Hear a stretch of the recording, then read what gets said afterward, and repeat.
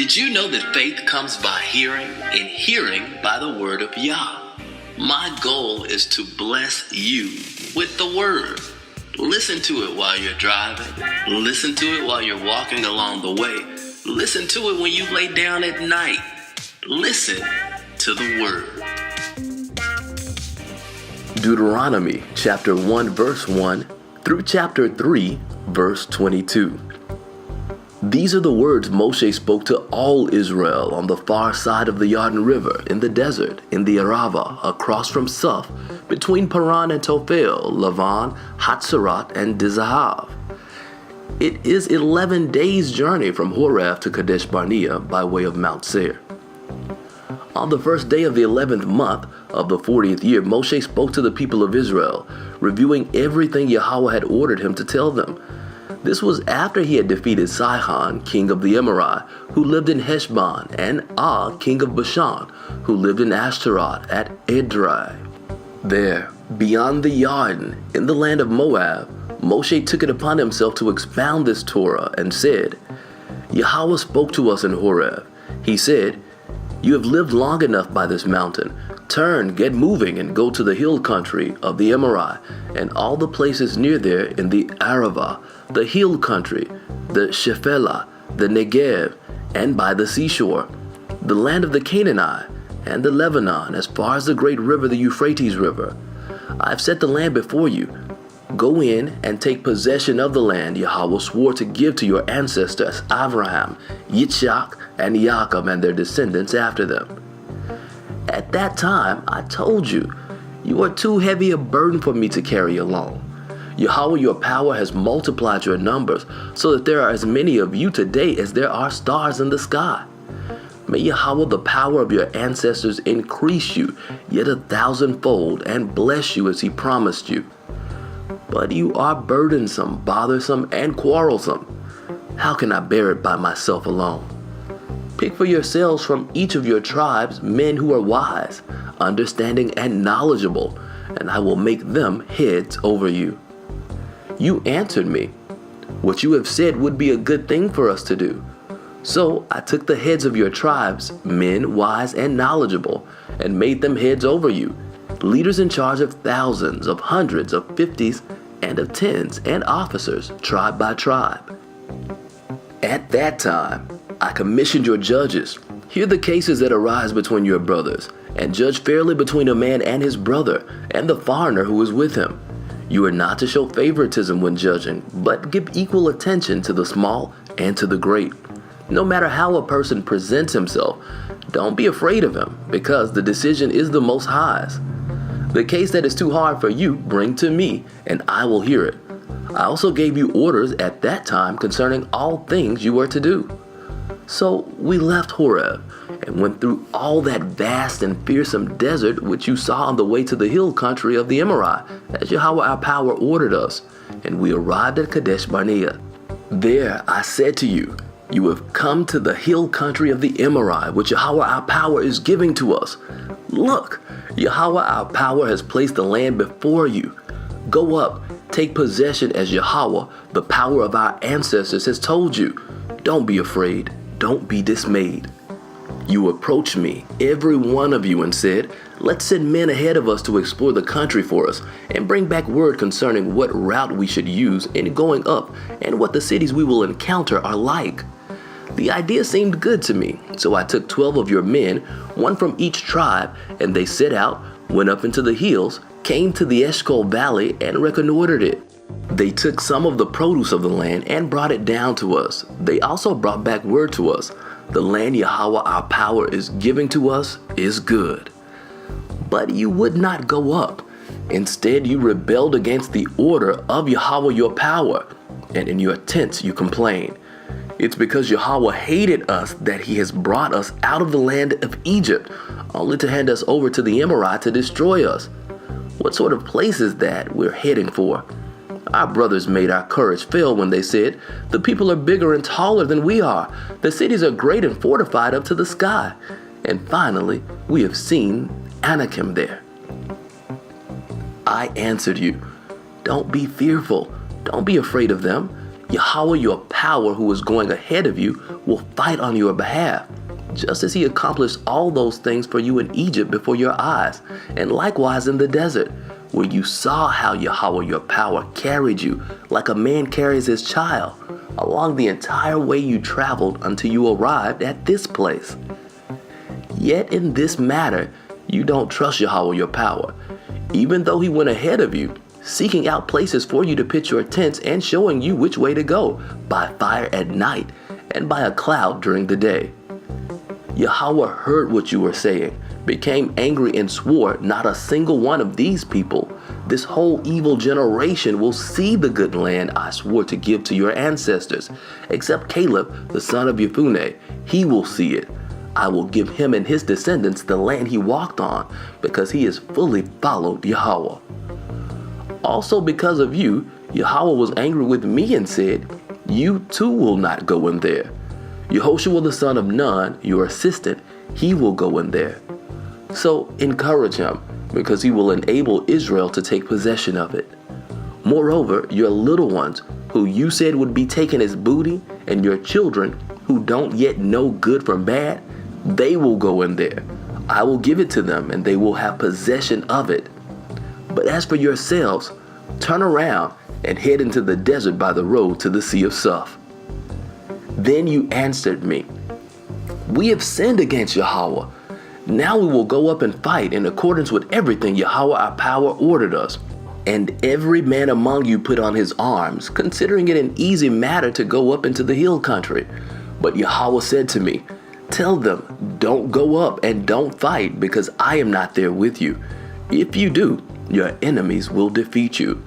So I told you, but you wouldn't listen. Instead, you rebelled against Yahweh's order, took matters into your own hands, and went up into the hill country, where the Emorite living in that hill country came out against you like bees, defeated you in Seir, and chased you back all the way to Hormah.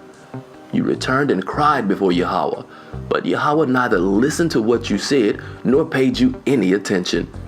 This is why you had to stay in Kadesh as long as you did. Then we turned and began traveling into the desert along the road to the Sea of Suf, as Yahweh had said to me, and we skirted Mount Seir for a long time. Finally, Yahweh said to me, you have been going around this mountain long enough. Head north and give this order to the people. You are to pass through the territory of your kinsmen, the descendants of Esau, who live in Seir. They will be afraid of you, so be very cautious and don't get into disputes with them, for I am not going to give you any of their land, no, not even enough for 1 foot to stand on, inasmuch as I have given Mount Seir to Esau as his possession. Pay them money for the food you eat, and pay them money for the water you drink. For Yahweh your power has blessed you in everything your hands have produced. He knows that you have been traveling through this vast desert. These 40 years Yahweh your power has been with you, and you have lacked nothing. So we went on past our kinsmen, the descendants of Esau, living in Seir, left the road through the Arabah from Elat and Etzion Geber, and turned to pass along the road through the desert of Moab. Yahweh said to me, don't be hostile toward Moab or fight with them, because I will not give you any of their land to possess, since I have already given Ar to the descendants of Lot as their territory. The Emim used to live there, a great and numerous people, as tall as the Anakim. They are also considered Rephaim, as are the Anakim. But the Moabim called them Emim. In Seir, the Horim used to live, but the descendants of Esau dispossessed and destroyed them, settling in their place. Israel did similarly in the land it came to possess, which Yahweh gave to them. Now, get going and cross Wadi Zered.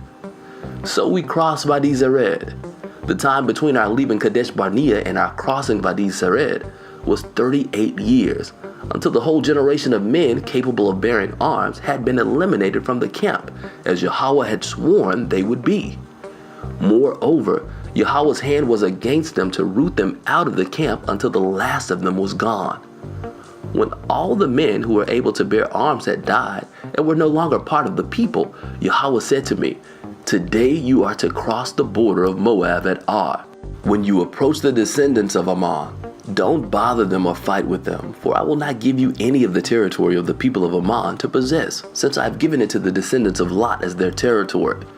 This too is considered a land of the Rephaim. Rephaim, whom the Emorite called Zamzumim, used to live there. They were a large, numerous people as tall as the Anakim, but Yahweh destroyed them as the people of Ammon advanced and settled in their place, just as he destroyed the Horim as descendants of Esau advanced into Seir and settled in their place, where they live to this day. It was the same with the Avim, who lived in villages as far away as Azah. The Caphtorim, coming from Caphtor, destroyed them and settled in their place. Get up, get moving and cross the Arnon Valley. Here, I have put in your hand Sihon, the Amorite, king of Heshbon, and his land. Commence the conquest, begin the battle.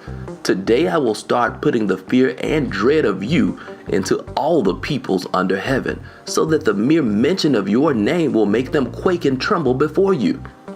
I sent envoys from the Kedemoth desert to Sihon, king of Heshbon, with a peaceable message. Let me pass through your land. I will keep to the road, turning neither right nor left. You will sell me food to eat for money and give me water to drink for money. I only want to pass through.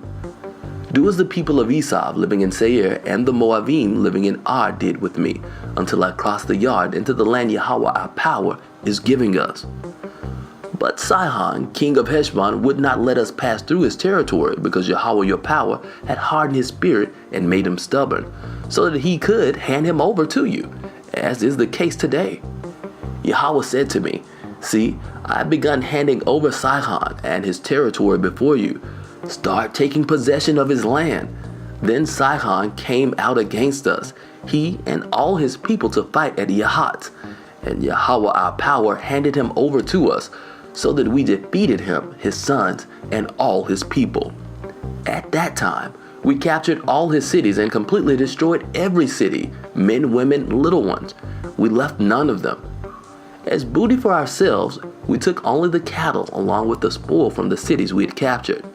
From Aroer on the edge of the Arnon Valley, and from the city in the valley all the way to Gilead, there was not one city too well fortified for us to capture. Yahweh our power gave all of them to us. The only land you didn't approach was that of the descendants of Ammon, the region around the Yabok River, the cities in the hills, and wherever else Yahweh our power forbade us to go. Then we turned and went up the road to Bashan, and Og, the king of Bashan, came out against us with all his people to fight at Edrei. Yahweh said to me, Don't be afraid of him, for I have handed him all his people and his territory over to you. You will do to him as you did to Sihon, king of the Amorite, who lived at Heshbon. So Yahweh our power also handed over to us Og, the king of Bashan, with all his people, and we defeated him until he had no one left. At that time, we captured all his cities.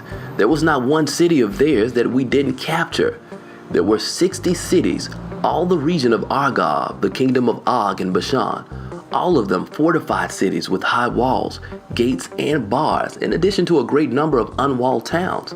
We completely destroyed them, as we did with Sihon, king of Heshbon, annihilating every city, men, women, and little ones. But we took all the livestock along with the spoil from the cities as booty for ourselves. At that time, we captured the territory of the two kings of the Amorite east of the Yarden between the Arnon Valley and Mount Hermon, the Hermon which the Tzidoniim called Sirion, and the Amorite called Senir. All the cities of the plain, all Gilead, and all Bashan, as far as Salcah and Edrei, cities of the kingdom of Og in Bashan. Og, king of Bashan, was the last survivor of the Rephaim. His bed was made of iron. It is still in Rabbah with the people of Ammon.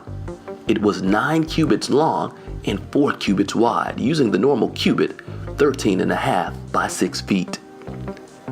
Of this land that we took possession of then, I assigned to the Reubenite and the Gadite the territory extending from Aroer along the Arnon Valley, together with half the hill country of Gilead, including its cities.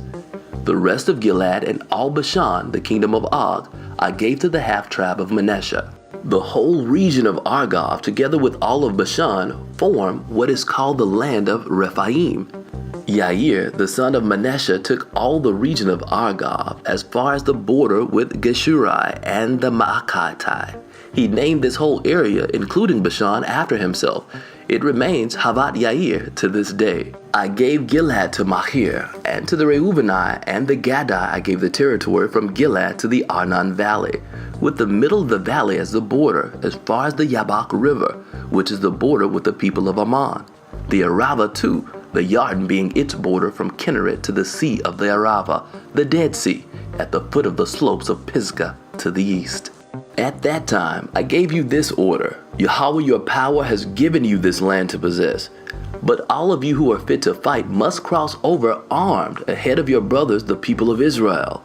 Your wives, your little ones, and your livestock, I know you have much livestock, will stay in your cities which I have given you, until Yahweh allows your brothers to rest as he has allowed you, and they too take possession of the land Yahweh your power is giving them on the west side of the Yarden.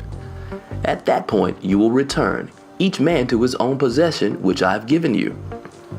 Also, at that time I gave this order to Yehoshua: your eyes have seen everything that Yahweh your power has done to these two kings. Yahweh will do the same to all the kingdoms you encounter when you cross over. Don't be afraid of them, because Yahweh your power will fight on your behalf.